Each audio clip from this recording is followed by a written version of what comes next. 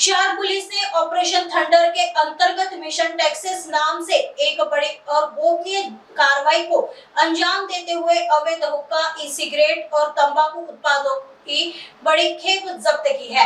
इस operation का नेतृत्व खुद नागपुर के पुलिस आयुक्त डॉक्टर रविंद्र कुमार सिंघल ने किया।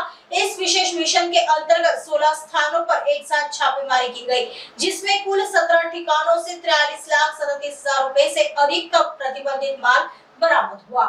आम्ही जवळपास 150 आमचा स्टाफ आणि 25 अधिकारी याच्यात आम्ही नेमले होते आणि हे सगळे जसं मी सांगितलं वेगवेगळे स्पॉट्सवर त्यांना आम्ही जे लेटर्स होते SOP जी होती हे सगळी दिली होती। हे जे आहे एक ओनर आहे टेक्सासचे, त्याचे नाव आलेले आमच्या समोर आणि ते याच्यात डेफिनेटली ते दिसतंय ते याच्यात इन्व्हॉल्ड आहे, मुख्य सूत्रधार आहे आणि ते आपण आता त्यांच्याही विरुद्ध कारवाई आमची चालू आहे। त्याला मेन आरोपी पण आपण केलेले आहे आणि या अनुषंगाने पुढची आमची सांगितलं की याचे ते कसे कसे पोहोचवतो आता मी त्याच्याबद्दल जात बोलत नाही, कारण ते आता पुढची श्रृंखलामध्ये तोही आमची कारवाई चालू आहे।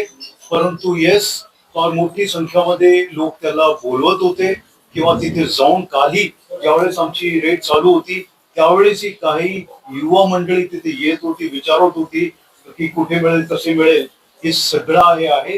हे लिंक तोडण्यासाठी आपण जे 1-1.5 महिने याच्यात गेला, परंतु एक सक्सेसफुल जी आपण कारवाई केलेली आहे ते अप्रिशिएबल आहे आणि हाच आमचा हेतू होता की याची सप्लाई आणि जे वापरणारे त्याचे पर्यंत पोहोचणे आणि मेन जो मुख्य सूत्रधार आहे त्याचे, कारण थातूर एखादी रेड केली तर त्याच्या इतका इम्पॅक्ट होत नव्हता, म्हणून आपण याच्यात परफेक्ट कारवाई याच्यात केली। याच्यात जे 26 आरोपी याच्यात ताब्यात आपण घेतलेले आहे आणि त्यांचे बाकी जे इन्व्हेस्टिगेशन मध्ये पेपर्स वगैरे होते तेही आपण सगळे घेतले ताब्यात।